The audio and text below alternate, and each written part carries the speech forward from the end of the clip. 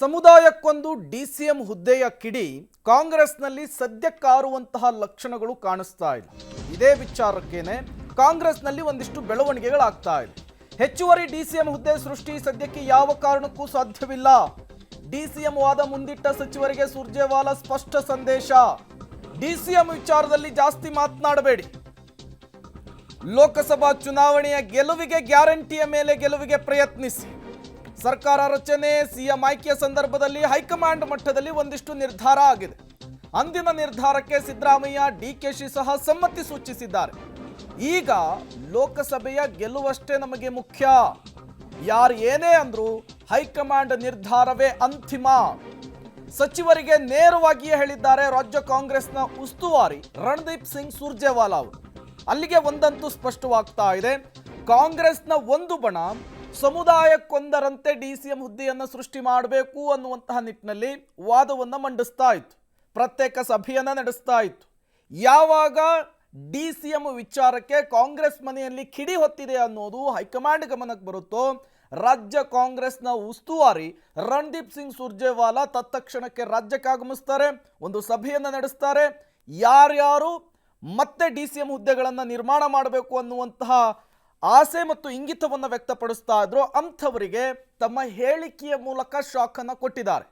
ಕೇವಲ ಲೋಕಸಭಾ ಚುನಾವಣೆಯನ್ನು ಗೆಲ್ಲುವಂತಹ ದೃಷ್ಟಿಕೋನದಲ್ಲಿ ಯೋಚನೆ ಮಾಡಿ ಯಾವುದೇ ಕಾರಣಕ್ಕೂ ಮತ್ತಷ್ಟು ಡಿಸಿಎಂ ಹುದ್ದೆಗಳನ್ನು ರಚಿಸೋದಾಗ್ಲಿ ಅಥವಾ ಮತ್ತಷ್ಟು ಡಿಸಿಎಂಗಳನ್ನು ನಾವು ನೇಮಿಸೋದಾಗ್ಲಿ ಯಾವುದು ಕೂಡ ಸದ್ಯಕ್ಕೆ ಕಷ್ಟ ಸಾಧ್ಯ ಅನ್ನುವ ರೀತಿಯಲ್ಲಿ ಖಂಡ ತುಂಡಾದ ರೀತಿಯಲ್ಲಿ ಹೇಳಿಕೆಯನ್ನು ಕೊಟ್ಟಿದ್ದಾರೆ.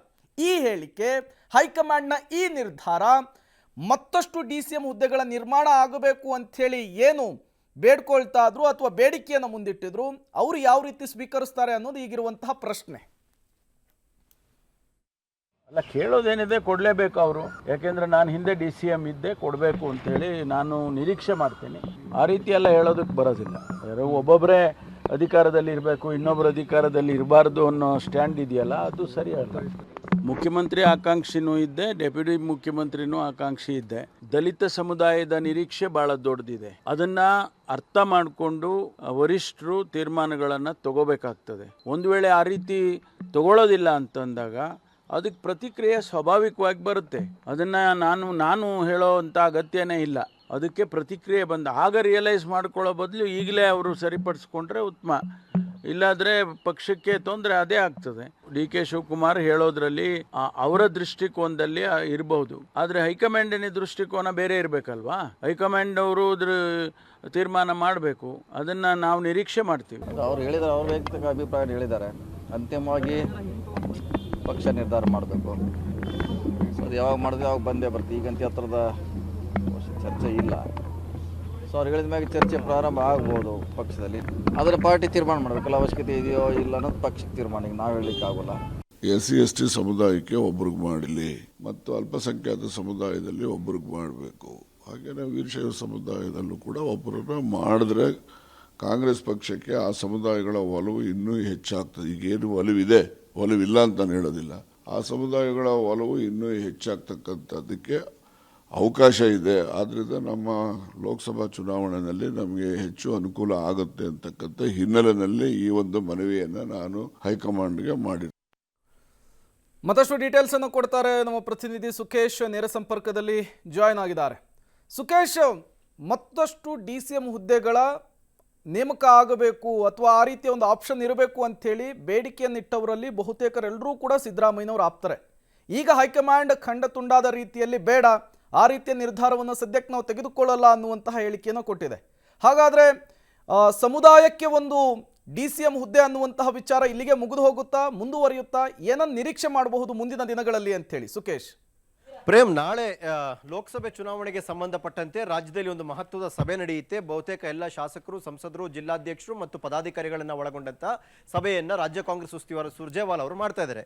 ನಾಳೆಯ ಸಭೆಗಾಗಿ ಅವರು ನಿನ್ನೆಯೇ ಬೆಂಗಳೂರಿಗೆ ಬಂದಿದ್ದಾರೆ. ಇವತ್ತು ಕೂಡ ನಿಗಮ ಮಂಡಳಿಗೆ ಸಂಬಂಧಪಟ್ಟಂತೆ ಪ್ರಮುಖವಾದ ಒಂದಷ್ಟು ಸಭೆಗಳು ನಡೆಯಬಹುದು. ಆದರೆ ನಿನ್ನೆ ತಡರಾತ್ರಿಯಲ್ಲಿ ಎಲ್ಲ ಸಚಿವರುಗಳನ್ನ ತಾವು ತಂಗಿದಂತ ಖಾಸಗಿ ಹೋಟೆಲ್ಗೆ ಕರೆಸಿಕೊಂಡಂತ ಸುರ್ಜೇವಾಲಾ ಅವರು ಸಾಕಷ್ಟು ವಿಚಾರಗಳನ್ನು ಚರ್ಚೆ ಮಾಡಿದ್ದಾರೆ. ವಿಶೇಷವಾಗಿ ಇತ್ತೀಚೆಗೆ DCM ಕೂಗನ್ನ ಮತ್ತೆ ಎಬ್ಬಿಸಿದಂತ 5-6-7 ಜನ ಸಚಿವರುಗಳೇನಿದ್ರು ಅವರೆಲ್ಲರೊಂದಿಗೂ ಮಾತುಕತೆಯನ್ನು ನಡೆಸಿ ನಿಮ್ಮ ಡಿಮ್ಯಾಂಡ್ ಏನಿದೆ ಆ ಡಿಮ್ಯಾಂಡ್ ಹೈಕಮಾಂಡ್ ಗಮನದಲ್ಲಿದೆ.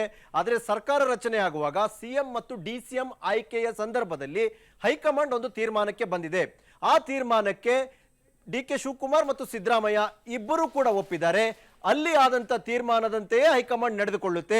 ಹಾಗಾಗಿ ನೀವು ಪದೇ ಪದೇ ಡಿಸಿಎಂ ಹುದ್ದೆಯನ್ನು ಕೊಡಬೇಕು ಅಥವಾ ಲೋಕಸಭೆ ಚುನಾವಣೆಗೆ ಹೆಲ್ಪ್ ಆಗುತ್ತೆ, ಜಾತಿವಾರು ಸಹಾಯ ಆಗುತ್ತೆ ಅಂತ ಹೇಳಿಕೆಯನ್ನು ಕೊಡುವ ಬದಲಿಗೆ ತಮ್ಮ ಗ್ಯಾರಂಟಿಗಳ ಬಗ್ಗೆ ಮಾತನಾಡಿ ಗ್ಯಾರಂಟಿಯ ಮೂಲಕ ಲೋಕಸಭೆ ಚುನಾವಣೆಯನ್ನು ಗೆಲ್ಲೋದು ಹೇಗೆ ಅನ್ನೋದ್ರ ಬಗ್ಗೆ ಯೋಚನೆ ಮಾಡಿ ಎನ್ನುವಂಥ ಒಂದು ರೀತಿಯ ವಾರ್ನಿಂಗ್ ರೀತಿಯಲ್ಲಿ ಸೂಚನೆಯನ್ನು ಕೊಟ್ಟಿದ್ದಾರೆ ಎನ್ನುವಂಥ ಮಾಹಿತಿ ಸಿಗ್ತಾ ಇರುವಂಥದ್ದು.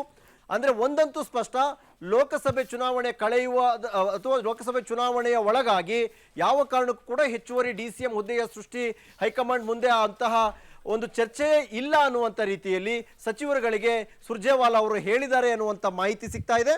ಹಾಗಾಗಿ ಸದ್ಯಕ್ಕೆ ಲೋಕಸಭೆ ಚುನಾವಣೆವರೆಗಂತೂ ಹೆಚ್ಚುವರಿ ಡಿಸಿಎಂ ಸ್ಥಾನ ಬಹುತೇಕ ಅನುಮಾನವ ಅನ್ನುವಂಥ ಪ್ರಶ್ನೆ ಮೂಡುವಂತಾಗಿದೆ. Prem. Okay, thank you Sukesh ತಮ್ಮೆಲ್ಲ ಮಾಹಿತಿಗಾಗಿ.